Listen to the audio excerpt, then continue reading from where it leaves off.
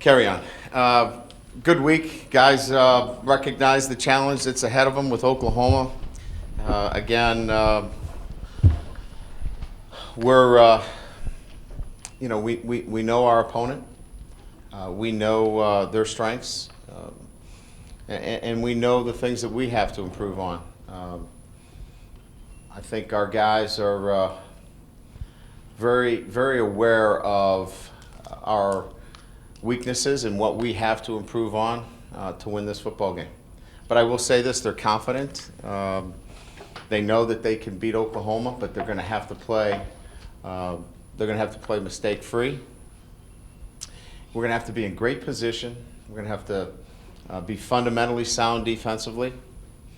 And all the basic tenets that go with playing championship football will have to be on display on Saturday. But very confident in our football team that they understand what's necessary and what will have to happen on Saturday for us to win. Questions? Any update on Sheldon and any other injuries? Yeah, he practiced all week, and so he'll play on Saturday. And look good? Yeah, I mean he, anytime you're coming back from an injury in the time frame that he has, you got to feel good that he's been able to respond. How do you feel like that position held up last week? In particular, Jerron got some real meaningful snaps even into the fourth quarter. Yeah, a lot of guys. We played Jerron. Obviously Kona played a great deal, and we were pleased with his play. Tyler Stockton played. Rochelle played. Ishak played. So, a lot of those guys got in the rotation and played a lot of reps, and I see that happening again more this weekend as well. You're going to continue to see that kind of rotation. Last week, I think after the game, the guys talked about, and you talked about, just demanding what a grip you had on the defense last week to get tackling, crisp and clean. Did you loosen that this week, or did you kind of maintain that? No, I don't think so. I think that Coach Diaco and the defensive staff have really made it clear what the expectations are. If you want to be on the field, this is the level of play that we have to see from you. And I think it's more than just tackling. I think it's production too, across the board. I like those frank one-on-one conversations. We don't embarrass our players. We talk to them one-on-one and tell them, here are the expectations of what we have for you. And I think all of our players know what's expected of them. I guess with that in mind, you don't need to have those one-on-one conversations this week. Like, one time was enough in advance of Michigan State. The message has been delivered. You feel like the guys get it now. Yeah, but I think we'll continuously have conversations if we feel like individual play has slipped in any one particular player's area, and we'll continue to do that. I remember, last year a conversation we had with Manti where we felt like he was, not giving us the kind of production, and he was thankful and hey, appreciate, this kind of, candid, discussion about my play, and he took it to heart and came back and was a better player. So we'll continue to do that. Coach, switching to offense, you've had a couple different guys, be it Nicholas or Chris Brown earlier, Corey Robinson, step up and be that guy to take a little pressure off of Daniels and Jones. Do you need a consistent third person, or can it be this way where a third guy just keeps emerging? You have such depth there. Do you need a guy to really emerge? Like Theo Riddick and Daniels were the third and fourth options last year as it got going. Do you need a third man to really step up each week? No, I don't think so. I think from an offensive standpoint, we've got enough balance. We haven't run the ball effectively enough throughout 4 quarters. There are times where we've been effective. We've won some football games late, Purdue in particular, where we've been able to run the ball to finish out a game.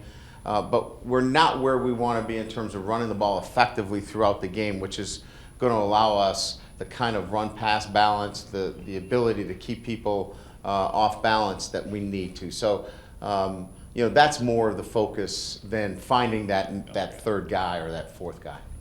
Brian, across the country, there's been some headlines this week about a player movement called All Players United, where they're talking about players' rights with regards to concussions and stipends and things like that. Have you talked to your players at all about any of that stuff? I have not, Okay. and I don't know that I've been negligent in it, but I really have been focused on my normal tasks on a day-to-day basis with our players.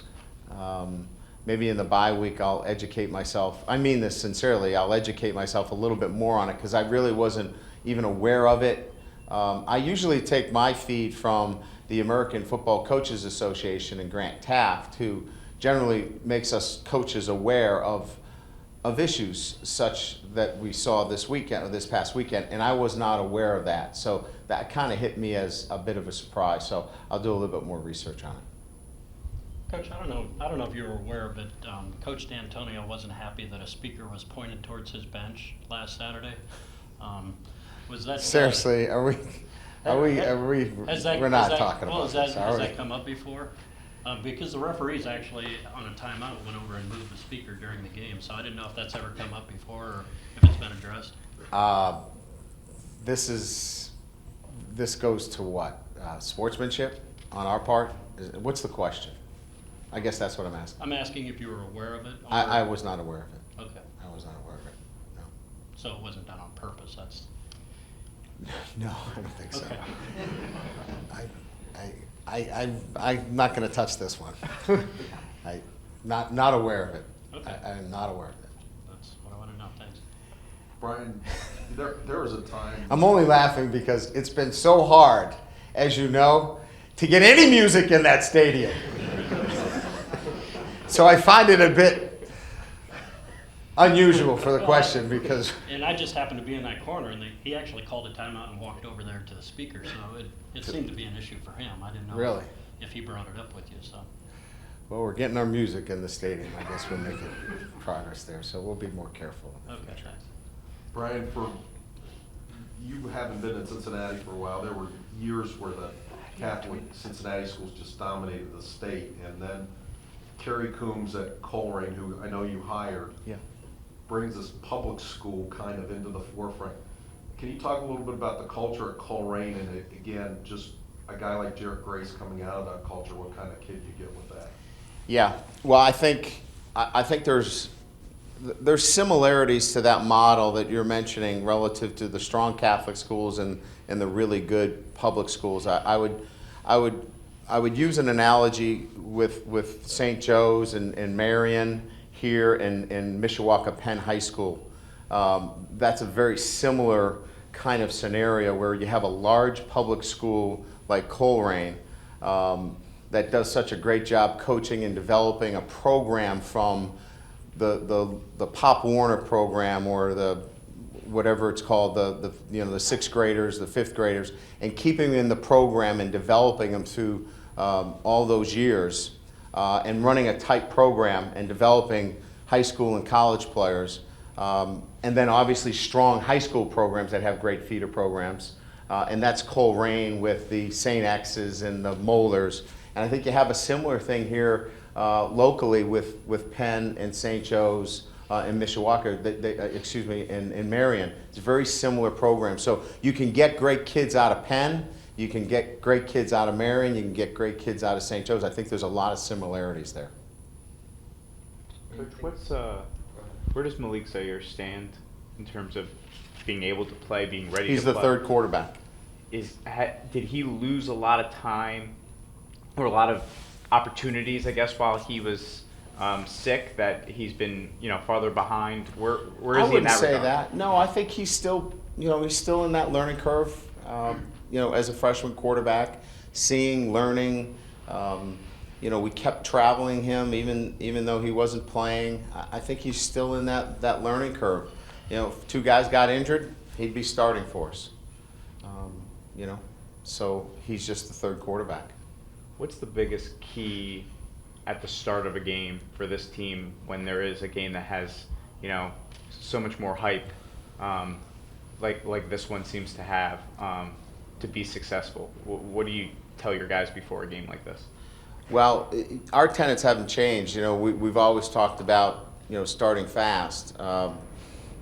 And it really hasn't been part of this group yet, you know, consistently. But what they do is they finish really well.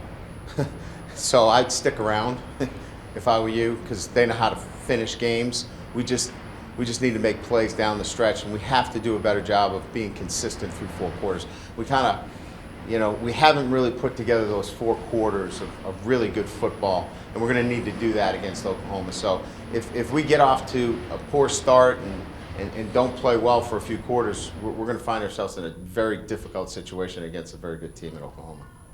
Thanks, guys. Appreciate it.